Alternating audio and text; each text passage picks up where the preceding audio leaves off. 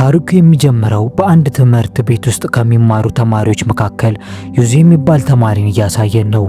ዩዙ በክፍል ውስጥ ካለው ጎበዝ የሚባል ተማሪ ነበር። ጥሩ ውጤት ያለው ብቻ ሳይሆን ትሁትና ጨዋ በመሆኑ የሁሉንም ክብር አግኝቷል። የዩዙ የትምህርት ቤት ህይወት አንድ አዲስ መጥፎ ተማሪ እስኪመጣ ድረስ ሰላማዊ ነበር። መምህሯ ሾክቻን የተባለውን አዲስ ተማሪ እንዲቀበሉትና የሀገሪቱ የሁለተኛ ደረጃ ተማሪዎች አጠቃላይ ቦክስ ሻምፒዮን እንደሆነ አስተዋወቀችው። ከዩዙ በስተቀር መላው የክፍል ተማሪዎች በደስታ ተሞሉ። ዩዙ ግን ልክ ሰይጣንን ያየ ይመስል ክፉኛ ደንግጦ ነበር። መምህሯም እንደወጣች አዲሱ ተማሪ ሾክቻን ገና ከመግባቱ በአንዱ ተማሪ ላይ ምቱን በማሳረፍ የበላይነቱን ወዲያውኑ ለሁሉም ያሳያል። ዩዙ በጣም ተናዶ ሊያስቆመው ቢሞክርም ሾክቻን ግን እንደውም ሴት ልጆችንም ጭምር ማንገላታት ይጀምራል። ዩዙ እጁን እየያዘ እንዲያቆም ቢለምነውም ሾክቻን ዩዙን ከዚህ በፊት የነበረውን ረሳው እንዴ ብሎ ይጮህበታል። ለካ ሾክቻን ዩዙን የመጀመሪያ ደረጃ ተማሪ ያለ ህይወቱን በሙሉ ሲያሰቃዩ የነበረ ልጅ ነው። ዩዙ የሚደርስበትን ግፍ ለመምህራን በተናገረ ቁጥር ስቃዩን ያብስበት ነበር። አሁን ያ አስከፊ ስቃይ ተመለሰ። ሾክቻን ዩዙ ልክ እንደ ድሮ መስሎት በቃኝ እስኪል ድረስ ይወግረው ጀመር። ዩዙም በህመም ክፉኛ እየጮኸ መሬት ላይ ወደቀ። በዚያን ጊዜ አንድ እስክሪብቶ አይን ውስጥ ገባ። እየተንገዳገደ እንደምንም ተነስቶ በሚንቀጠቀጡ እጆቹ እስክሪብቶን አነሳና ሾክቻን አንገት ላይ ደቀነበት። ሾክቻንም በዩዙ ላይ ያሾፈ ፈሪ ልብ ካለ እስኪያደርገው እያለ ይሰድበው ጀመር። እንዲሁም የዩዙን እጅ ወደ አይኑ አስጠጋና ወጋኝ እስኪ እያለ ገፋፋው ጀመር። የቀበጡ ለት ሆነበት የምር እንዳይሰካለት ብቻ። ዩዙም የአመታት የታመቀውን እንዴቱና ቁጣውን አንድ ላይ ያፈነዳና እስክሪብቶውንም አይኑ ላይ ቀረቀረለት። መላ የክፍሉ ተማሪም በድንጋጤ ራደ። ሾክቻን አይኑን ይዞ በስቃይ ድምጽ ሲጮህ ድምጹ በትምህርት ቤት ውስጥ አስተጋባ። ከዕለታት በኋላም ዩዙ ፍርድ ቤት ይቀርባል። ፍርድ ቤቱም ሆን ብሎ እስክሪብቶን እንደ መሳሪያ ስለተጠቀመና የሾክቻን ቀኝ አይን እንዲጠፋ ስላደረገ ድርጊቱ እንደራስ መከላከል ስላልታየ ዩዙ ጥፋተኛ ተብሎ እንዲታሰር ይፈረድበታል። እናቱም በልጇ ላይ የሚፈረድ ስላልመሰላት የፍርድ ቤቱን ውሳኔ ስትሰማ ተስፋ ቆርጣ ስቅስቅ ብላ ለቀሰች። ዩዙ ያደረገው ራሱን መከላከል የነገ ተስፋውን ያጨልመዋል ብሎ በፍጹም አልጠበቀም ነበር። ከፍርድ ቤቱ በኋላም ወደ ወህኒ ቤት እንዲወርድ ይላካል። ወደ እስር ቤት በሚወስደው አውቶቡስ ውስጥም ይገባል። ግን ማንም እስረኛ ከኋላ ወንበር ከተቀመጠው እስረኛ ጋር ሊቀመጥ አልደፈረም። የዩዙ ወንበርም በአንድ ቢጫ ጸጉር ባለው ልጅ ስለተያዘ ዩዙ በዚህ አስፈሪ ሰው አጠገብ ለመቀመጥ ይገደዳል። እስር ቤት እንደደረሱም ጠባቂዎቹ ንብረቶቻቸውን በሙሉ ጠራርገው ወስዶባቸው ከቀድሞ እስረኞች ጋር ይቀላቅሏቸዋል። በዚያም ሃንሚን የተባለው እስረኛ ዩዙን አገኘውና ለምን ወደ እስር ቤት እንደገባ ይጠይቀዋል። ዩዙም በግድያ ሙከራ ብሎ ሲመልስለት ሁሉም ይደነግጣሉ። ሃንሚን የአውቶቡስ ወንበሩን ስለቀማውም ወዲያውኑ ይቅርታ ጠየቀውና የኔም ወንጀል ከሞላ ጎደል ካንተ ጋር ተመሳሳይ ነው ብሎ እሱም ለመፈራት ሲል ይዋሻል። በኋላ ግን ለሌሎች እስረኞች ራሱን ሲያስተዋውቅ በስርቆት ምክንያት እንደገባ አመነ።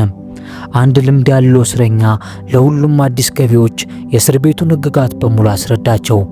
እዚህ ቦታ ጉልበት ሁሉም ነገር እንደሆነና የሚፈልጉትን ነገር ለማግኘት ወሳኙ ነገር ቡጢ እንደሆነ ነገራቸው።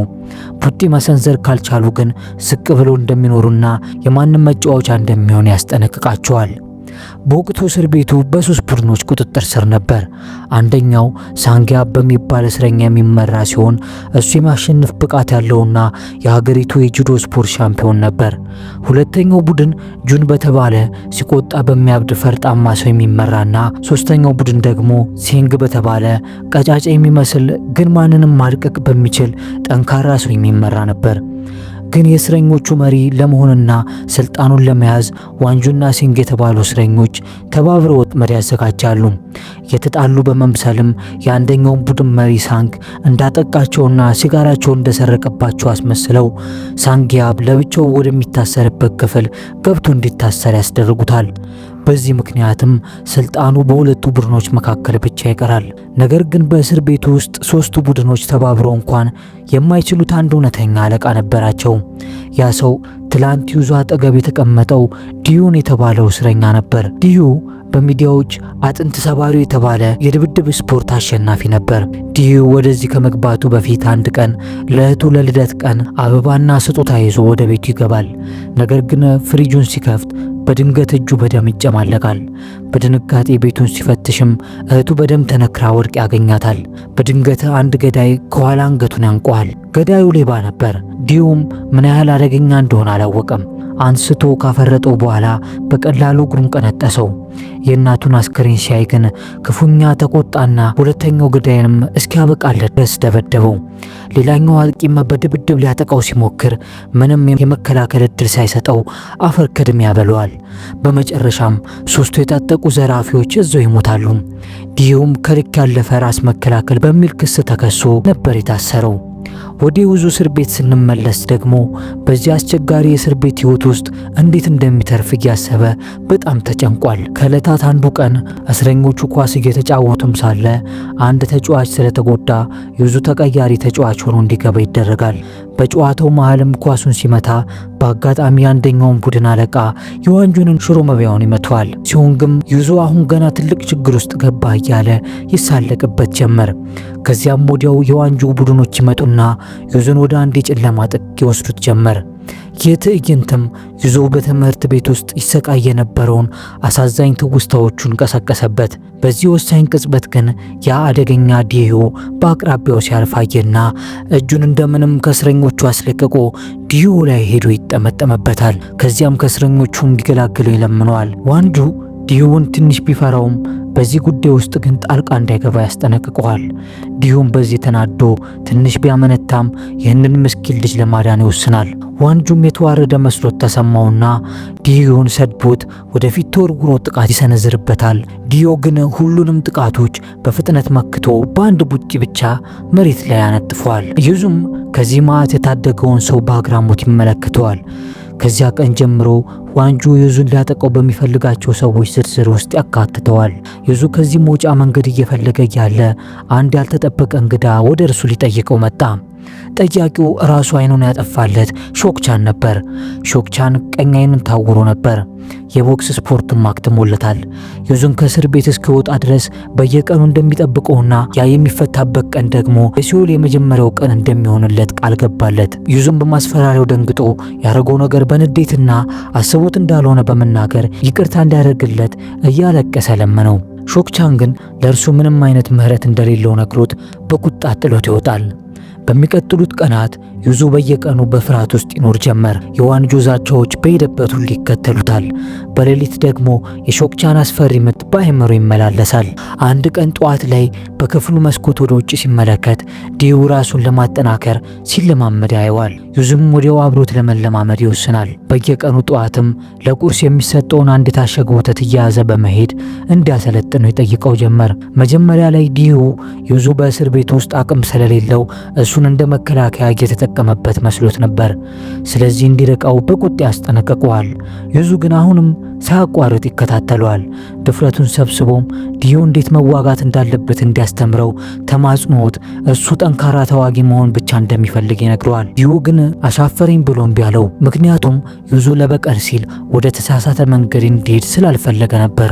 ዩዙ ግን የሚፈልገው ራሱን መከላከል ብቻ እንደሆነና እሱ ተራ ህይወት መኖርን ብቻ እንደሚፈልግ ነገረው። ከዛም ድሃና ደካማ በመሆኑ ራሱን እንደሚጠላ እንዲያውም መፈጠሩ ሁሉ ስህተት እንደሆነ ያስብ እንደነበር ይገልጽለታል። አሁን ግን ከሁሉም ነገር መሸሽ እንደሰለቸው ይነግረዋል። በመጨረሻም ዲዩ በልጁ ቅንነት ልብ ይነካል። ስለዚህ ዩዙ በ40 ደቂቃ ውስጥ እስር ቤቱን 100 ጊዜ እየዞረ መሮጥ ከቻለ እንደሚያሰለጥነው ይስማማል። ዲዩም ጀምር ብሎ ሲጮህ ዩዙ ያለምንም ማመንታት መሮጥ ይጀምራል። ወዲያውኑ ግን ትንፋሽ እያጠረው አይኑም እየፈዘዘ እግሮቹም እየደከሙ ቢመጡም እሱ ግን በፍጹም አላቆመም። በትምህርት ቤት ሲሰቃይ የነበሩት አሳዛኝ ትውስታዎቹ በአይምሮ ላይ ይመላለሱ ነበር። እጣ ፈንታውን ለመቀየር ያለው ብቸኛ እድልም ይህ ነበር። መቀጠል ነበረበት። ግን በሰባኛው ዙር ላይ ዩዙ አቅም አጣ። ወድቆ ተስፋ ሊቆርጥም ሲል ዲዩ ከደካማው ማቆም እንደሚችል ይነግረዋል። ነገር ግን የቀድሞ ደካማ ማንነቱን ያስታወሰው ዩዙ እንደምንም ተንገዳግዶ ተነሳ። እንደ ወሬ ጮህና ራሱን እስኪስት ድረስ ወደፊት ተወርውሮ ሮጠ። ግን አሁንም ወደቀ። ምንም እንኳን ፈተናውን ባያልፍም ዲዩ ከወደቀበት አነሳውና ለሞራሉ ብቻ እንደሚያሰለጥነው ቃል ይገባለታል። ዲዩ ከእስር ቤቱ አዛዥ ጋር ባለው መልካም ግንኙነትም ዩዙ ወደ እርሱ ክፍል እንዲዘዋወር ያደርጋል። በክፍሉ ውስጥም የአካል ብቃት ፈተና ይሰጠዋል። ግን ዩዙ የሚሰጠውን ስራ ሁሉ መስራት አልቻለም። ዲዩም ይህንን ትንሽ ነገር መስራት ካልቻለ እንዴት ነው ትልቁን ስልጠና መውሰድ የሚችለው ብሎ ግራ ይገባዋል። ግን እየረዳውና እንደምንም እያንቀጠቀጠው የመጀመሪያውን ፑልአፕ ያስጨርሰዋል። ከዚህ ቀን በኋላ የአስቸጋሪ ስልጠና ይጀመራል። በመጀመሪያዎቹ ቀናት የዩዙ አካል በጣም ዝሎ ነበር። ጥቂት ፑሽአፖችን እየሰራ ወዲያውኑ ይዘረር ነበር። ነገር ግን ከባዱን ስልጠና እየተቋቋመ ወደፊት መግፋቱን ቀጠለም። ጥንካሬውን ለመገንባትም በደንብ አድርጎ መብላት ጀመረ። ምግቡን በደንብ መመገብም የስልጠናው አንዱ አካል ነበር። ግን ከሳምንታት በኋላ ቡጢው እየጠነከረ ጡንቻዎቹም ቅርጽ እየያዙ መጡ። እንዲያውም የስፖርት መለማመጃ ላስቲኮች በሱ ኃይል ይበጣጠሱ ጀመር። የስልጠና ጊዜው ሲደርስም ዲዩ የመዋጋት ክህሎቶችንና ምቶችን እንዴት መቋቋም እንደሚችል አስተማረው። ደካማና ፈሪ የነበረው ዩዙ ቀስ በቀስ ጠንካራ ተዋጊ እየሆነ መጣ። ሌሎቹ እስረኞች እንኳን በእርሱ ለውጥ በጣም እየተገረሙ መጡ። በሌላ በኩል ዩዙ አይኑ ላይ የቀረቀረለት ሾክቻን መንገድ ላይ ተስፋ ቆርጦ ይንከራተታል። ከኋላ ያለ መኪናም መንገድ እንዲለቅ ጥሩምባ ይነፋበታል። በመኪናው ውስጥ ያሉት ሰዎችም አንተ አይነ ስውር ነህ እንዴ እያሉ ይሰድቡት ነበር። ያ ቃላቸውም ሾክቻንን በጥልቀት ያቆስለዋል። ሩጦ ሄዶም የመኪናውን መስታወት በእርግጫ ሰበረውና የሰደቡት ሁለቱንም በአጉል ሁኔታ ይደበድባቸዋል። ይህንን ትዕይንትም ውያንግ የተባለ የአንድ ማፊያዎች መሪ ያየው ነበር።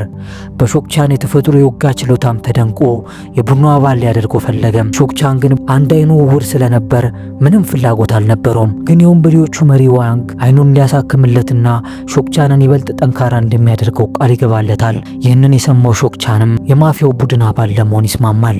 ይህ በእንዲህ እንዳለ ተመልሰን ወደ እስር ቤቱ ስንሄድ ዩዙ ፈታኝ አካል ብቃት እንቅስቃሴውን መለማመዱን ቀጥሏል። ጓደኛው ሃንግሚንም ለምን በስፖርት ላይ እንዲህ እንደተጠመደ ይጠይቀዋል። ዩዙም ይህንን የጀመረው ጠንካራ መሆን ብቻ እንደሚፈልግ ከጊዜ በኋላ ግን ስፖርቱን በጣም እየወደደው እንደመጣ ይነግረዋል። ግን ሃንግሚን አንድ መጥፎ ዜና ይነግረዋል። አሰልጣኙ ዲዩ እድሜው ከ23 ዓመት በላይ ስለሆነ ወደ አዋቂዎች እስር ቤት በቅርቡ ሊዘዋወር እንደሆነ ያሳውቀዋል። በስልጠናው ወቅት ዩዙ ትኩረቱን መሰብሰብ ተስኖት ነበር። ዲዩም የስልጠና ጊዜያቸው እያለቀ ስለሆነ በእያንዳንዱ ሰከንድ ጠንክሮ እንዲለማመድ ያሳስበዋል። በዚህ መሃል ዩዙ ጓደኛው ሃንሚን በእስረኞቹ ቡድን ሲበደል ይመለከታል። ወዲያውኑ ግን ሳያስችለው ጣልቃ ገብቶ ያስቆማቸዋል። ጓደኛውን በቡድን ሊያጠቁት ቢሞክሩም ዩዙ አሁን ጓደኛውን ለመጠበቅ የሚያስችል በቂ ጥንካሬ ነበረውና የመቱትን በሙሉ በምቱ አዝረክርኳቸው ከድብደባ ያስጥለዋል። ግን የአንደኛው ቡድን መሪ ዋንጁን የሰዎቹን መጎዳት ሰምቶ በጣም ይቆጣል። የድሮውንና የአሁኑን ሂሳብም ለማወራደድ በማሰብ ዩዙ ወደ እርሱ እንዲመጣ ሰው ይልክበታል። ዩዙ በጥሪው መሰረት ሄዶ የዋንጁን ሰዎችን በመምታቱ ይቅርታ ጠይቆ መጀመሪያ ጓደኛውን የበደሉት እነርሱ እንደሆነ ያስረዳዋል። ዋንጁ ግን ሊሰማው አልፈለገም። የዩዙን ጭንቅላት በኃይል ይመታዋል። ዩዙ ግን ሊታገስ አልቻለምና ዋንጁን በጥፊ ያጭሏል። ዋንጁም ይበልጥ ተናዶ ዩዙን መሬት ላይ ይዘርረዋል። ዩዙ በፍጥነት ቢነሳም የእሱ ምቶች ለጠንካራው ዋንጁን ምንም አልነበሩም። ከዚያም ዩዙ የዋንጁ ቡጢዎች እንደ መዶሻ ይወርዱበት ጀመር። ዩዙ ቀስ በቀስ እየተሸነፈ መጣ።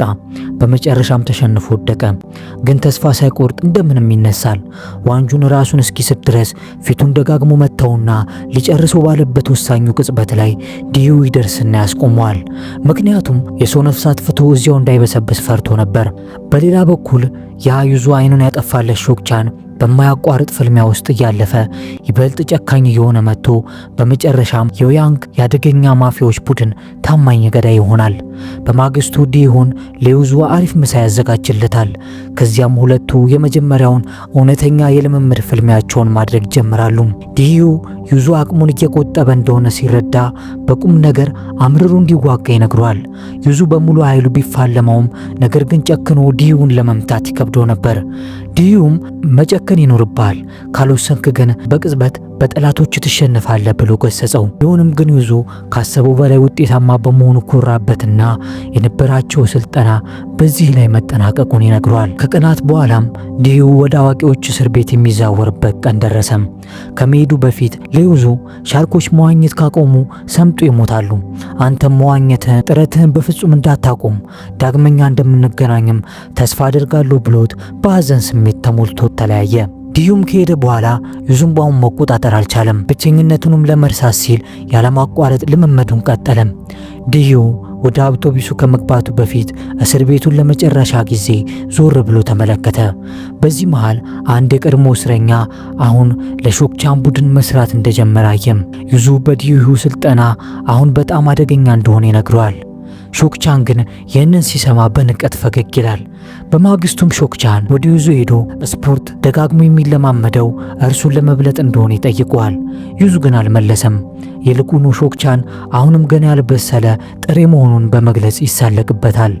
ሾክቻንም በጣም ተናዶ ሊበቀለው በማሰብ ዩዙ ከእስር ቤት የሚወጣበትን ቀን በጉጉት እንደሚጠብቅ ይነግረዋል። ብዙም ሳይቆይ ለብቻው ታስሮ የነበረው ሳንግ ከብቸኝነት እስር ቤቱ ተለቀቀና ዩዙም ወደ ቀድሞ ክፍሉ ይመለሳል። ሳንጊያብም ዩዙ የእሱን የመሪነት ቦታ መተካት ይፈልግ እንደሆነ ይጠይቀዋል። ዩዙ ግን ምንም ፍላጎት እንደሌለው ይነግረዋል። የጽዳት ሥራ በሚሰሩበት ወቅትም ሴዮንግ ልብ ካለው ዩዙን ለፍልሚያ ይጋብዘውና ካሸነፍከኝ የነገርከኝን ነገር ሁሉ አደርጋለሁ ይለዋል። ግን በፍልሚያው ቀን ዩዙ ጠፍቶ ነበር። ሴዮንግም የአፈሪ ጠፋ እያለ በይፋ በእስረኞቹ ፊት ይቀልድበታል። በዚህ ጊዜ መሪው ሳንግ ድብድብ ቅጣትና ህመምን እንጂ ሌላ የሚያመጣው ነገር እንደሌለና እንደ መሃይምና እንደ እንስሳ መኖር ማቆም እንዳለባቸው ይነግራቸዋል። በዚህ መሃልም ዩዙ ይደርሳል። ሴዮንግም ያለምንም ማመንታት ወዲያውኑ ያጠቀው ጀመር። በጣም ፈጣንና ዱርዬ በመሆኑ ዩዙ መጀመሪያ ላይ ሊቋቋሙ አልቻለም። ሴዮንግ ያሸነፈ መስሎት ነበር። ነገር ግን ዩዙ በድጋሚ ይነሳል። ከዚያም የሴዮንግን እግር በኃይል ጭኑ ላይ ይመታዋል። ከዚያም አንገቱን አንቆ ፍልሚያውን ይቀይረውና በመጨረሻም ዩዙ ያሸንፈዋል። ከዚያም በመጨረሻ የእስር ቤቱ የበላይ አለቃ ይሆናል። ከዚያም በሱ አደራዳሪነት የእስር ቤቱ ሁለቱ መሪዎች ዋንግጁና ሴኞንግ ጸቦችን ለማቆምና ሌሎች ሰላማዊ እስረኞችን ላለማሰቃየት ይስማማሉ። በመጨረሻም በእስር ቤቱ ሰላም ይሰፍናል። የቀድሞ ጠላቶች የነበሩ አሁን የቅርብ ጓደኞች ይሆናሉ። ወደ ዲዩ ስንመጣ ደግሞ ዲዩ አሁን በአዋቂዎች እስር ቤት ውስጥ ሌላ የህይወት ምዕራፍ መኖር ጀምሯል። ቢሆንም ግን በእስር ቤት ውስጥ የመጀመሪያው ተማሪ ዩዙን የመሰለ ጓደኛ ግን አላገኘም። ይህ በእንዲህ እንዳለ ወደ ዩዙ ስንመለስ ከወራት በኋላ ባሳየው መልካም ባህሪ ከእስር ቤት ቀድሞ እንዲፈታ ይደረጋል። ከመሄዱም በፊት የእስር ቤቱን የስልጠና ቦታ ለመጨረሻ ጊዜ ይጎበኛል። ከዲዩ ጋርም ያሳለፋቸውን ቀናት ያስታውሳል። ከዚያም ለነበረው መልካም ጊዜ ሁሉንም የእስረኞቹን አባላት አመስግኖ እስር ቤቱን ለቆ ይወጣል። ነገር ግን ዩዙ ገና ከእስር ቤት ከመውጣቱ ትንሽ እንኳን የነጻነት አየር ሳይወስድ ሌላ አዲስ አደጋ ከፊቱ ይደቀንበታል። ጠላቱ ሾክቻን ዩዙን ከእስር ቤት የሚወጣበትን ቀን በጉጉት እየተጠባበቀ ነበር። ከእስር ቤት የወጣውን ዩዙን በባህላቸው መሰረት ሰው ከእስር ሲፈታ ንጽህናውን ለማሳየት ንጹህ ጨርቅ ይሰጥ ስለነበር ጨርቁን እየሰጠው ሊያሸማቀቁ ይሞክራል። ዩዙ ግን ይህንን ድርጊት የልጅ ጨዋታ ነው ብሎ በማሰብ ንቆት ጥሎት ይሄዳል። ወዲያውኑም ያለምንም ተጨማሪ ንግግር ግን በመካከላቸው ያ የቆየ ቂም የሚወራረድበት የመጨረሻ ፍልሚያ ይጀመራል። ያ ልምድ ያለው ሾክቻን ገና ከመጀመሪያው በኃይለኛ ምቶች ዩዙን ልክ እንደ ቦክስ መለማመቻ ከረጢት ይነርተው ጀመር። ጨምሮም እናታ አንተን እንዳልጎዳ እኮ ልክ እንደ ውሻ ሁል ጊዜ ተለምነኝ ነበር እያለ በቁስሉ ላይ እንጨት ይሰድበታል። ዩዙ ተቆጥቶ የመልስ ምት ቢሰጥም ሾክቻን ግን ሳይበገር ዩዙን በድጋሚ ደሙ እስኪፈስ ድረስ መሬት ላይ ዘርሯል። ዩዙ ደም እየተፋ መሬት ላይ ወድቆ ሳለ የአሰልጣኙ ዶሄሮ ሻርክ ለመሆን ሁልጊዜ መዋኘት እንጂ በፍጹም ማቆም የለብህም የሚለው ቃል በአይምሮ መጣበት። የዩዙ የውጊያ መንፈስም በድንገት ተቀሰቀሰና ልክ እንደ እብድ ያረገው ጀመር። ዩዙ ዲዩን ያስተማረውን የቦክስ ዘዴ ተጠቅሞ ሾክቻንን ይወግረው ጀመር። ሾክቻን በንዴት ክፉኛ ቢወራጭም ዩዙ ግን በእስር ቤት የተማራቸውን የመምቻ ዘዴዎች ተጠቅሞ አፈር ያስልሰዋል። ዩዙ አሁን ትግሉ ስለ ጉልበት ሳይሆን ስለ ጽናት መሆኑን አሳየው። በመጨረሻም ሾክቻን ሽንፈቱን አምኖ እጁን ይሰጣል። ዩዙ ጥሎት ሲሄድም እያየ ሾክቻን በሕይወቱ ተሰምቶት የማያውቅ የሽንፈትና የውርደት ስሜት ይወረዋል። ከእስር ቤት ከወጣ በኋላም ዩዙ ዲዩን ለመጠየቅ ወደ እስር ቤት ያቀናል። ሁለቱም ዳግም በመገናኘታቸው በጣም ይደሰታሉ።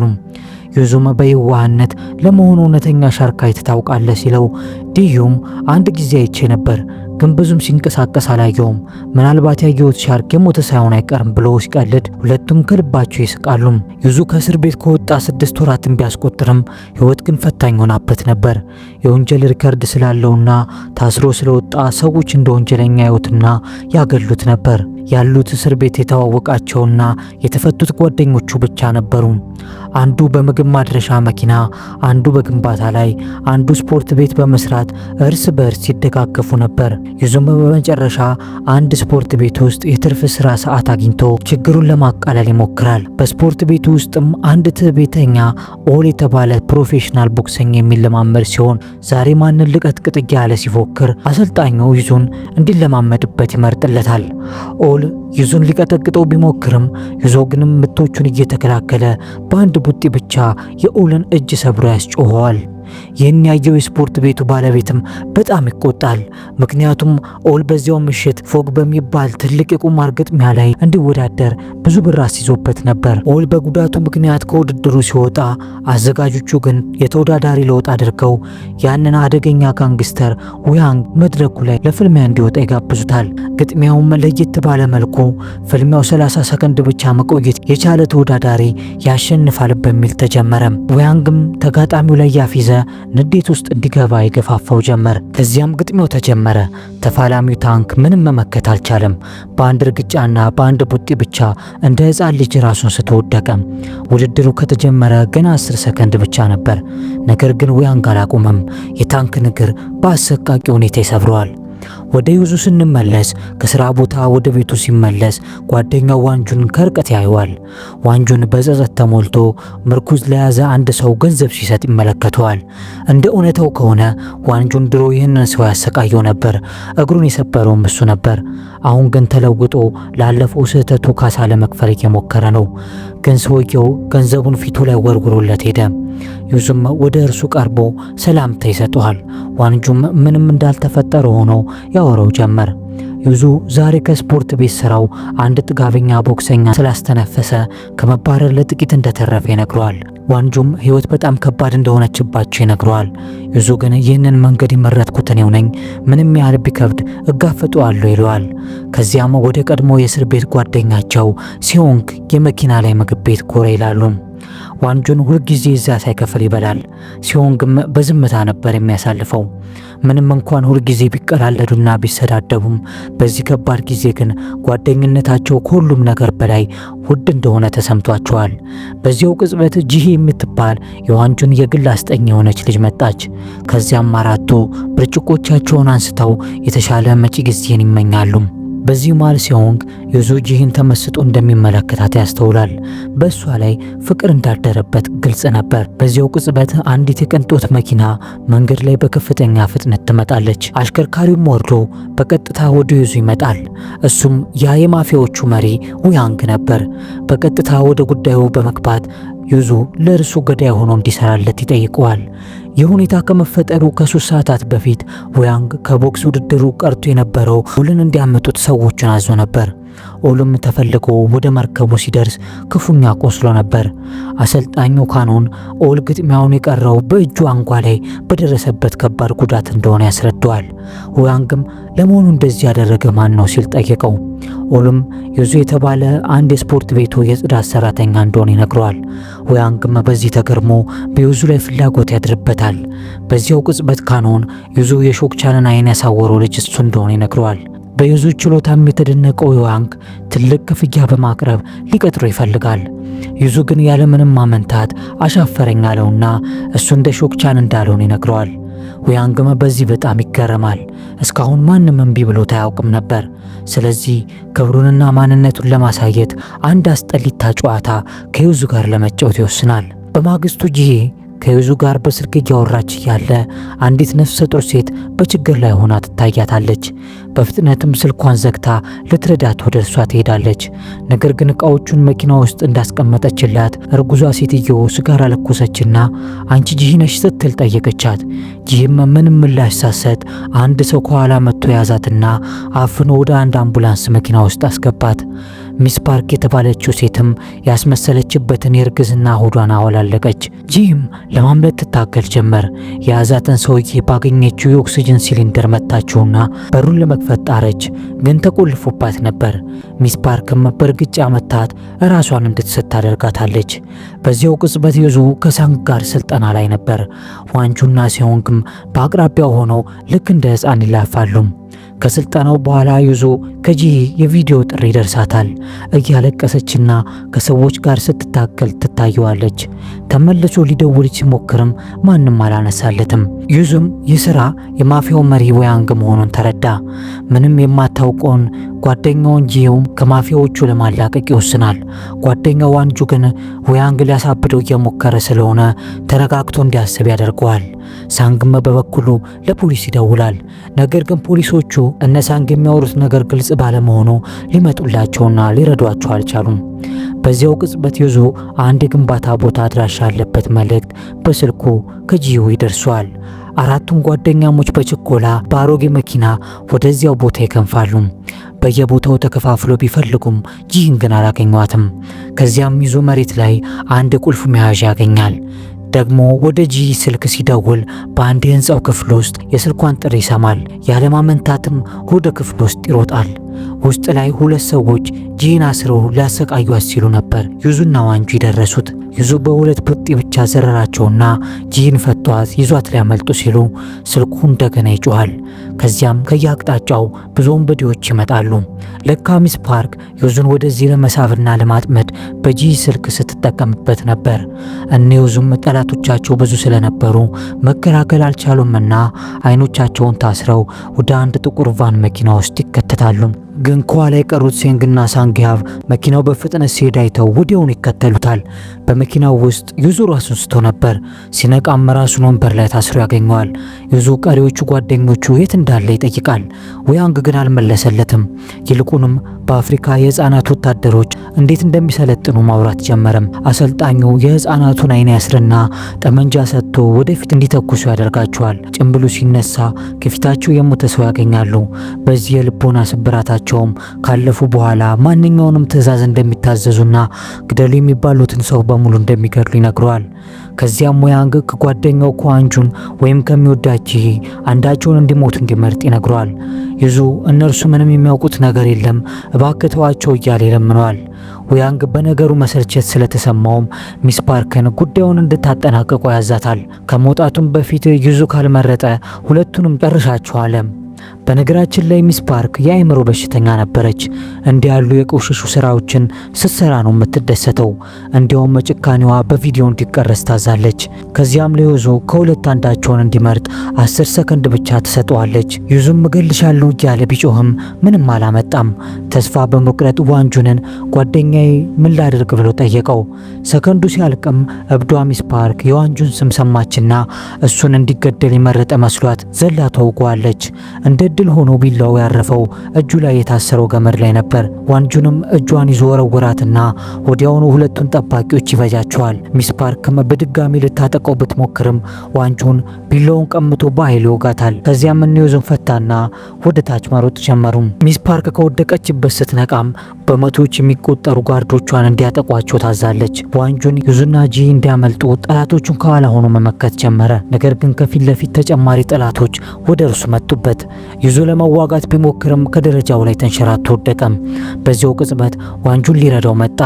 ነገር ግን አንዱ ጋርድ ግድግዳው ላይ ለጥፏል። ዩዙም ራሱን ሊስት ነበር። ጂ ጠባቂውን በእሳት ማጥፊያ መታችና ለዩዙ አንድ የመዋጋት እድል ትሰጠዋለች። ትንፋሽ እንኳን ሲወስዱ ተጨማሪ ጋርዶች ይመጡባቸዋል።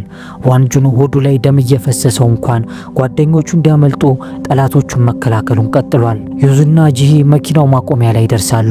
ነገር ግን ጠባቂዎቹ መውጫቸውን ይዘጉባቸዋል። በዚህ ወሳኝ ቅጽበት ሴንጊዮንግና ሳንጊያቭ ይደርሳሉ። በጠላቶቻቸውም ላይ ተወርውረው ልክ እንደ ቡጢ ሰነዝሩባቸው ጀመር። በጥቂት ሰከንዶች ውስጥም ሁሉም ጠላቶቻቸው በህመም መሬት ላይ ይዘረራሉ። ከዚያም አራቱ ዋንጁንን ለመፈለግ ተመልሰው ይሮጣሉ። እሱ ግን ብቻውን ሁሉንም ወረብላዎች አሸንፏቸው ያገኙታል። ጓደኞቼ አሁን እኮ ዘገያችሁ እያለ ይቀልድባቸዋል። ዩዙም አነሳውና እንዲበረታ ያደርገዋል። ከዚያም ተጨማሪ ጋርዶች ሳይመጡ ካሉበት አደገኛ ቦታ ያመልጣሉ። በሚያሳዝን ሁኔታ ግን ዋንጁ የሞት አፋፍ ላይ ነበር። ከዚያም ቀደም ሲል ሲያሰቃያቸው የነበሩ ሰዎችን ስም ዝርዝር ያለበትን ማስታወሻ ወጣ። ዩዙም በእሱ ስም ይቅርታ እንዲጠይቅለት ይለምነዋል። ዩዙ ግን በህይወት ቆይተ ራስህ ትጠይቃለህ በማለትም ቢለዋል። ዋንጁም እንደ ቆሻሻ እንደማይሞት ቃል ቢገባም በመጨረሻ ግን ሊተርፍ አልቻለም። ዩዙም በከፍተኛ ስቃይ ሆኖ ጮኸ። ከዚያም ያለፉት ውስታዎቻቸው በአይምሮ እየተመላለሱ የተፈጠረው ነገር ሁሉ ራሱን ይወቅሳል። በለቅሶ ላይም ዩዙ የዋንጅኑን ፎቶ በጸጸት ሲመለከት አንዲት ሴት መጣ በጥፊ ታጮለዋለች። ዋንጁን ሲሞት አንተ የት ነበርክ ስትል ጠየቀችው። እሷ የዋንጁን እህት ዮንጂን ነበረች። ዩዙም ማድረግ የሚችለው ይቅርታ መጠየቅ ብቻ ነበር። ዮንጂን ግን ይቅርታ ማድረግ ሳይሆን ወንድሟ በህይወት እንዲመለስ ነበር የምትፈልገው። ዩዙም በከፍተኛ ጸጸት ውስጥ ወድቆ ራሱን ይቅር ሊል አልቻለም። የውያንግ ጥያቄንም ባለመቀበሉ ይጸጸታል። እኔ ባልኖር ኖሮ እኮ ዋንጁን አይሞትም ነበር እያለ ጮኸም። ሴያንግ በዚህ ጊዜ ተቆጣና ያንተ ጥፋት አይደለም አለው። በዩዙ እርዳታ ዋንጁን በዚህ የቆሻሻ ህይወት ውስጥ ለመጀመሪያ ጊዜ እንደ ሰው ሆኖ እንዲሰማው እንዳደረገው ይነግረዋል። በዩዙ እርዳታ የሁለተኛ ደረጃ ትምህርት ፈተናውን ማለፉንና የበደላቸውን ሰዎች ይቅርታ መጠየቁን ያስታውሰዋል። ዩዙንም ራስን መውቀስ ካላቆምክ የጓደኛችን የዋንጁን ነፍስ በፍጹም አታርፍም አለው። ይህንን የሰማችው ዮንጂንም በዩዙና በወንድሟ መካከል ያለውን ጠንካራ ጓደኝነት ትረዳለች። ይህ በእንዲህ እንዳለ ጂ ከእናቷ ጋር በስልክ እያወራች እያለ ፊቱ ላይ ጠባሳ ያለው አንድ ሰው መጥቶ ይጋጫታል። ሰውየው አጠራጣሪ ስለሆነባት ትከተለዋለች። ጠባሳው የዋንጁንን ጉዳይ ከሚከታተሉ ፖሊስ ጋር ተገናኘና ከካኖን የሚመጣን ስልክ እንዲያነሳ ያስገድደዋል። ካኖንም ፖሊሱ ሌላ ተጠያቂ ሰው እንዲፈልግ ትልቅ ጉቦ ያቀርብለታል። ጂሂ ይህንን ሁሉ አይታ ለሁሉም ትነግራቸዋለች። ከሁሉ የከፋው ደግሞ ውያንግ ለለቅሶ የአበባ ጉንጉንን መላኩ ነበር። በላዩ ላይም ያልጨረስነውን ጨዋታችንን እንቀጥል የሚል ጽሑፍ ተጽፎበት ነበር። ሲንግም በቁጣ የአበባ ጉንጉኑን ይሰባብረዋል። ውያንግም በነገሩ መሰልቸት እየተሰማው ወደ መድረኩ ያመራል። ዋንጁን ሲወጋ የሚያሳየው ቪዲዮንም ደጋግሞ ይከፍቶ ጀመር። ዩዙም ይህን ሲመለከት በከፍተኛ ሐዘን ውስጥ ይወድቃል። እየጮህም ወደ እርሱ ይሮጣል። ውያንግ ግን አንገቱን ይዞ ስክሪኑን በግድ እንዲመለከት ያስገድደዋል።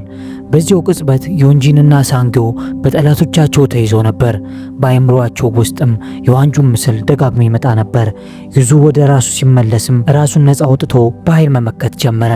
ውያንግ በተመታ ቁጥር ይበልጥ ይጓጓ ነበር። ብዙም ሳይቆይ ዩዙ የበላይነቱን ይይዛል። ነገር ግን የዋንግን እግር ለመስበር ልቡ አልፈቀደም። ይልቁኑ ቡጢውን በዋንግ ጭንቅላት ላይ ያሳርፈዋል። ከዚያም ከመድረኩ መስታወት ጋር ደጋግሞ ያጋጨዋል። ዮንጂንም በጠላቶቿ ተይዛ ስትሰቃይ በዚህ ወሳኝ ቅጽበት ሲሆንግ ጣልቃ ገባላት። የሰውየውን ጉሮሮን ማንቆ ያዘው። ይህም ለዮንጂን እሱን የምታሸንፍበት እድል ይሰጣታል። በሌላ በኩል ሳንግዮ በጠንካራ የፍላጎት ጽናት እኩል በነበረው ፍልሚያ መጨረሻ ያሸንፋል። ከዚያም ሶስቱ ክፉኛ ቢቆስሉም ተልእኮቻቸውን ግን በድል ያጠናቅቃሉ። በሌላ በኩል ውያንግ ተነስቶ ከዩዙ ጋር ዳግም መዋጋት ይጀምራል። በዚህ ጊዜ ዩዙ አቅሙን አልቆጠበም። የውያንግን እጅ ይሰብረዋል። ውያንግ ቢዘልም እየጮኸ ዩዙን በመስኮት በኩል ሊገፋው ሞከረ። ዩዙን የመስኮቱን ፍሬም አጥብቆ ይይዝና ውያንግን በመስኮቱ በኩል ወደ ውጭ ተንጠልጥሎ ልቀቀኝ እያለ ይጮህ ጀመር። ዩዙም ለጓደኛው በቀል ቢፈልግም ጨካኝ ነፍሰ ገዳይ መሆን ግን አልፈለገም። ስለዚህ ኃይሉን ሁሉ አሰባስቦ ውያንግን ወደ ላይ ጎትቶ ያወጣዋል። ውያንግ እየሳቀም በዚህ ትጸጸትበታለህ አለው። ዩዙ ግን በቆራጥነት እኔ ካንተ እኮ የተሻልኩ ነኝ ሲል ይመልስለታል። ከዚያም ዩዙ ጥሎት ሲሄድ ውያንግ ሙሉ በሙሉ መሸነፉን ይረዳል። ብዙም ሳይቆይ ግን ፖሊሶች ውያንግ ህገወጥ ቁማር በማካሄድና በተለያዩ ግድያዎች ተባባሪ በመሆን ያስሩታል። ዩዙ በማስታወሻ ደብተሩ ላይ የነበሩትን ተበዳዮች በሙሉ ሄዶ በዋንጁ ስም ይቅርታ ይጠይቅለታል። ሁሉም ይቅር ባይባሉም እንኳን ዩዙ ለዋንጁን የገባውን የመጨረሻ ቃል ኪዳኑን ፈጽሟል። በማስታወሻው የመጨረሻ ገጽ ላይ ራሱ ስባጠቀም ይቅር ተብሏል ብሎ ጻፈ። ከዚህ በኋላ ዩዙ ዲዩን እስር ቤት ሄዶ ይጠይቀዋል። በመጨረሻም ዲዩ ምን መሆን እንደሚፈልግ ሲጠይቀው እሱም እንደ ዲዩ ምርጥ ቦክሰኛ መሆን እንደሚፈልግ ይነግረዋል። ዲዩም ፈገግ ብሎ አንገቱን ይነቀንቃል። ከዚያም እሱ የደረሰበት ደረጃ ላይ ለመድረስ ይበልጥ ጠንክሮ መስራት እንዳለበት ይነግረዋል። ብዙም ሳይቆይ የዓለም አዳዲስ ተሰጦች ሻምፒዮና ውድድር ሊጀመር ተቃረበ። ዩዙና ጓደኞቹም ለዚህ አደገኛ ውድድር ጠንክረው መለማመድ ጀመሩ። በዚህ ጊዜ የሚጓጉት ለመትረፍ ሳይሆን ፍላጎታቸውንና የውስጥ ስሜታቸውን ለማሸነፍ ነበር። ከዚህ ሁሉ በኋላ በመጨረሻው ያንግ እስር ቤት ይገባል። እንደ አጋጣሚም ሆኖ የክፍል ጓደኛው ያ አደገኛ ዲሁ ሆነ። አይን ለአይን ይገጣጠማሉ። ከዚያም ሁለቱ በፈገግታ ሲተያዩ የፊልማችን ፍጻሜ ይሆናል።